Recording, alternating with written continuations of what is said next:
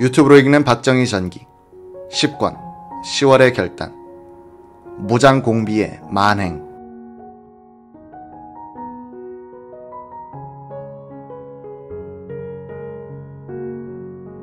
(1968년 11월 1일자) 조선일보 사회면에는 무장공비들이 최초로 점령했던 마을의 이야기가 소개됐다. 새벽잠의 고요한 마을에 잔인한 기습 만행이란 제목의 기사 일부를 인용한다. 동해안 울진에 침투한 무장공비들이 처음으로 만행을 저지른 곳은 해안선에서 15km쯤 떨어진 북면 주인리, 태백산 기슭에 해발 400m 되는 외딴 마을이었다. 7가구 50여 명의 주민들이 옥수수, 조, 감자 등을 심고 사는 가난한 마을이었다. 이들의 평화스러운 잠을 깨운 것이 11월 3일 오전 6시쯤 회색 싱글 신사복 차림에 넥타이를 맨 자와 붉은 점퍼를 입은 괴한 7명이 고숫골 오모씨 집에 나타났던 것이다. 오씨 집에서는 때마침 손자와 삼촌이 함께 옥수수와 조를 털고 있었다. 이들은 처음에 경북 유격대에서 주민등록증에 사진을 찍어주러 왔다고 속였다. 그리고는 다른 2명이 우리 일행이 많으니 쌀서 말로 밥을 지어달라 라고 요구. 방에서 기어나온 오노인이 우리 집엔 쌀은 없고 조뿐이라고 대답하자 그것으로라도 모두 밥을 지어달라고 다그쳤다. 오노인의 딸이 부엌에서 조밥을 짓는 동안 공비들은 약품을 섞지 않나 하고 감시하고 있었다. 그때 카메라를 맨 공비가 오씨 집안 식구들의 사진을 찍었으며 다른 5-6명의 공비들이 불황민 50여 명을 끌고 왔다. 모두 다발총, 기관단총, 권총 등으로 무장하고 수류탄은 몸에 2줄로 두르고 있었다. 이때 산 주위에는 약 20명의 공비들이 마을을 포위, 망을 보고 있었다. 끌려온 주민 중에는 아랫마을에서 달걀을 사러 왔던 행상인 진모 여인도 끼어 있었다. 그의 남편은 송곳봉 너머에 있는 광산의 최강부. 공비들은 마을 사람들의 사진을 찍은 후 이른바 사상교육을 시작했다.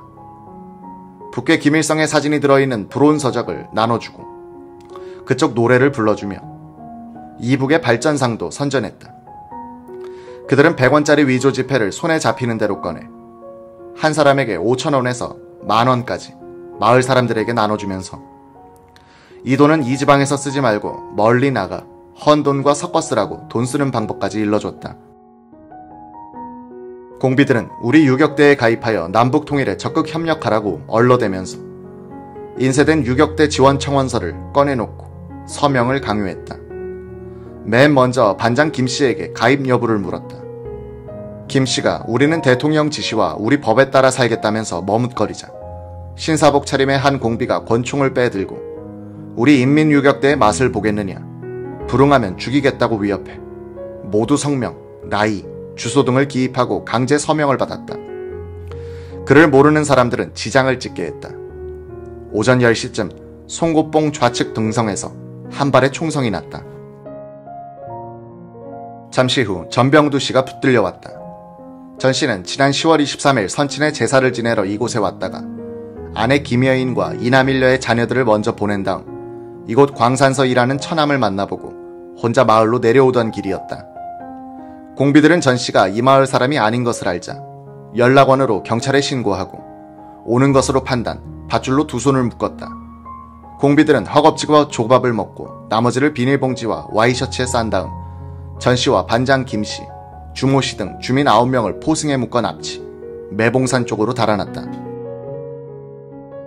이들은 마을에서 80m쯤 떨어진 골짜기에 이르자 전 씨를 꿇어앉혀놓고 경찰에 신고하지 않았느냐, 유격대에 따라가지 않겠느냐고 졸라댔다. 전 씨가 공비와의 합류를 원치 않는 듯 머뭇거리자 이놈은 사상이 불온하다, 아무리 봐도 수상하다고 캐물었다. 전 씨가 해병대 출신임을 한 공비들은 이놈은 안되겠다, 비협조적인 놈은 본때를 보여줘야 한다면서 대검을 꺼내 납치된 불황민이 보는 앞에서 마구 찔러 죽였다.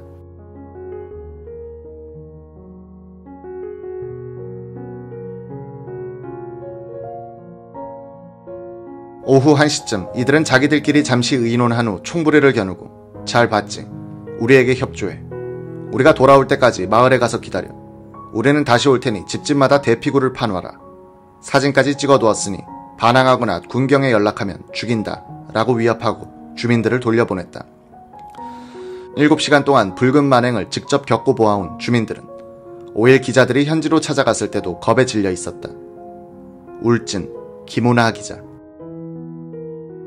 1968년 11월 11일 눈 덮인 동해안에서 무장공비 소탕작전이 진행 중이던 때 박정희 대통령은 고향인 경북 선산 농산물 가공공장 준공식에 참석했다. 그는 농민들 앞에서 치사를 하다가 강이 쪼가두었다. 여기 논들을 볼 것 같으면 금년에 벼농사가 끝나고 나면 지금부터 그 논은 앞으로 몇 달 동안 아무 수입도 없이 놀게 됩니다. 벼농사 한번 지어먹고 논을 6개월 동안 놀려둔다는 이런 식의 농사 가지고는 절대로 부자가 될 수 없습니다. 박 대통령은 그해 121 사태, 즉 북한 124군 특공대에 의한 청와대 기습 사건 때보다는 여유를 갖고 울진 삼척 무장공비 침투 사건에 대처할 수 있었다. 대한민국의 사령탑을 친 121 사건이 전략적인 기습이었다면 그보다 몇 배나 되는 병력으로 후방을 친 이번 사태는 전술적인 것으로 충격이 덜했던 것이다. 박 대통령은 선산 양송이 공장 준공식에 참석한 길에 상몰이 생가에도 들렀다. 맏형 동희 씨는 병석에 있었다. 이에 앞서 선영에 참배한 박정희는 한자로 되어 있는 비문을 한글로 고쳐가지고 올라오라고 친척에게 지시했다. 이 무렵 박 대통령은 한글 전용화 정책에 집념을 쏟고 있었다. 박 대통령은 1968년 11월 30일 수출의 날 치사에서 동해 무장공비 사건에 대해 언급하면서 김일성의 실패를 예언한다.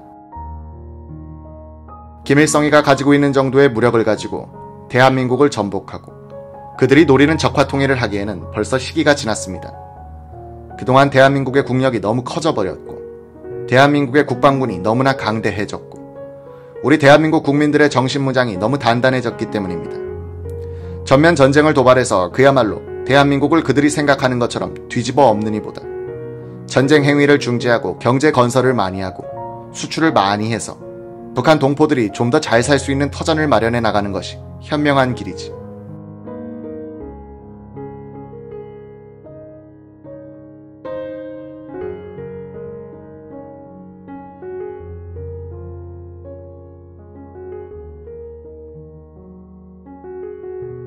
공산주의를 갖고 경제건설에 성공한 나라가 이 지구상에 하나도 없습니다. 초기에는 민주주의보다도 조금 더 성적을 올리는 그런 사례가 있기는 하지만 설령 김일성이가 경제건설에 치중을 해서 성공을 했다 하더라도 북한 괴뢰 집단에 큰 문제점이 남는 겁니다. 북한의 경제가 성장이 되고 수출이 많이 늘고 북한의 동포들의 생활 수준이 올라가고 번영을 누리게 되고 만약 이렇게 됐다면 그 외에 무슨 문제가 또 생기느냐 하면 북한 동포들 머릿속에 또 하나의 욕구 불만이 생길 겁니다. 그것은 무엇이냐 하면 좀 더 자유롭게 잘 살아보겠다는 욕구입니다. 이것은 공산주의가 가장 두려워하는 겁니다. 이날 박 대통령은 금년에 5억 달러 수출 목표 달성이 확실히 보이게 됐고 내년에는 7억 달러, 내후년 1970년에 가서는 10억 달러 목표를 달성하려고 우리는 노력하고 있다고 자랑했다.